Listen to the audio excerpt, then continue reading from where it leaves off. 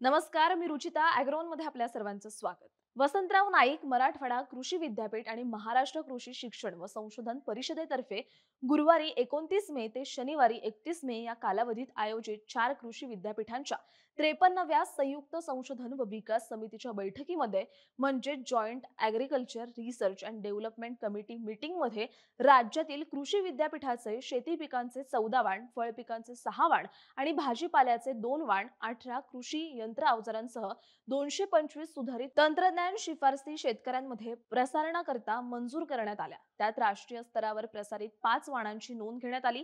आता यापैकी 14 शेती पिकांच्या वाणांची माहिती आपण या व्हिडिओतून घेऊयात.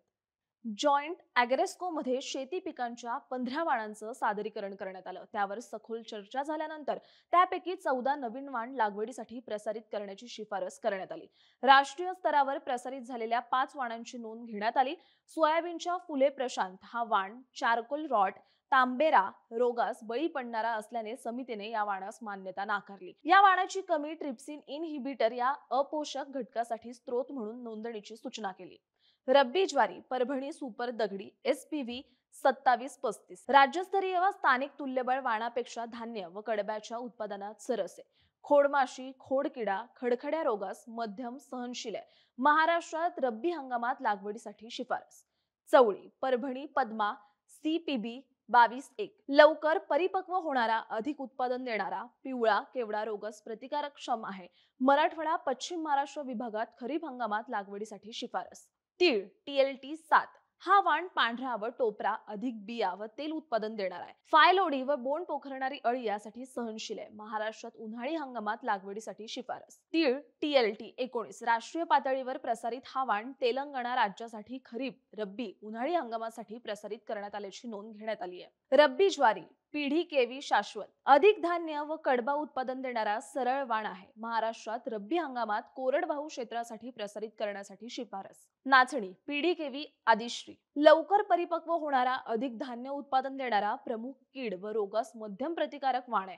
महाराष्ट्रात खरीप हंगामात लागवडीसाठी शिफारस. उन्हाळी मूग PDKV फाल्गुनी अधिक उत्पादन देणारा टपोरा चकाकी असलेला एकाच वेळी परिपक्व होणार आहे. पिवळ्या विषाणूजन्य रोगास प्रतिकारक्षम आहे. खरीप व उन्हाळी हंगामात लागवडीसाठी महाराष्ट्र राज्यासाठी शिफारस. मूग PDKV वर्षा अधिक उत्पादन देणारा शेंड्यांवर शेंगा लागणारा न तडकणारा पिवळा विषाणूजन्य रोगास प्रतिकारक्षम आहे. खरीप हंगामात संपूर्ण महाराष्ट्रात लागवडीसाठी शिफारस. हरभरा PDKV काबुली अधिक उत्पादन देणारा टपोरे दाणे लवकर परिपक्व होणारा यांत्रिकी पद्धतीने काढणीस योग्य आहे. मर रोगास प्रतिकारक आहे. रब्बी हंगामात ओलिताखाली लागवडीसाठी महाराष्ट्रात प्रसारित करण्याची शिफारस. जवस PDKV शारदा अधिक उत्पादन व तेलाचं प्रमाण असणार आहे. मर रोग गाद माशीसाठी मध्यम प्रतिकारक आहे. महाराष्ट्रात रब्बी हंगामात लागवडीसाठी शिफारस. गहू राष्ट्रीय स्तरावर महाराष्ट्र कर्नाटक तेलंगणा आंध्र प्रदेश तमिळनाडू राज्यांसाठी बागायती क्षेत्रात वेळेवर पेरणी करता प्रसारित वाणाची नोंद घेण्यात आली. मका संकरित वाण PDKV आरंभ राष्ट्रीय स्तरावर महाराष्ट्र कर्नाटक आंध्र प्रदेश तमिळनाडू तेलंगणा मध्य प्रदेश छत्तीसगड गुजरात राजस्थान या राज्यात रब्बी हंगामाकरता प्रसारित करण्यात आल्याची नोंद घेण्यात आली. ज्वारी CSV 65 येल्लो राष्ट्रीय स्तरावर महाराष्ट्र कर्नाटक तेलंगणा गुजरात या राज्यांसाठी प्रसारित करण्यात आल्याची नोंद घेण्यात आली. भात फुले मावळ 8 अधिक धान्य उत्पादन देणारा हळवा व लांबट बारीक दाण्याचा आहे. खरीप हंगामात पश्चिम महाराष्ट्रात लागवडीसाठी शिफारस. बाजरी फुले मुक्ताई हा संकरित वाण अधिक उत्पादन देणारा गोसावी व करपा रोगस प्रतिकारक्षम आहे.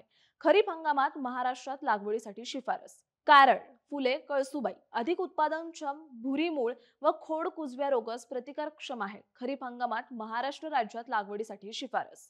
गहू फुले शाश्वत राष्ट्रीय स्तरावर महाराष्ट्र कर्नाटक तेलंगणा आंध्र प्रदेश तमिळनाडू राज्यात बागायती क्षेत्रात उशिरा पेरणी करता प्रसारित करण्यात आल्याची नोंद घेण्यात आली. भात ट्रॉम्बे कोकण महान अधिक उत्पादन देणारा मध्यम उंचीचा गरवा लांबट बारीक दाण्याचा आणि उत्तम गुणवत्तेचा आहे.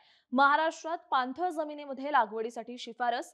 कारळ कोकण कारला अधिक उत्पादन देणार आहे. खरीप हंगामात कोकण विभागात लागवडीसाठी शिफारस.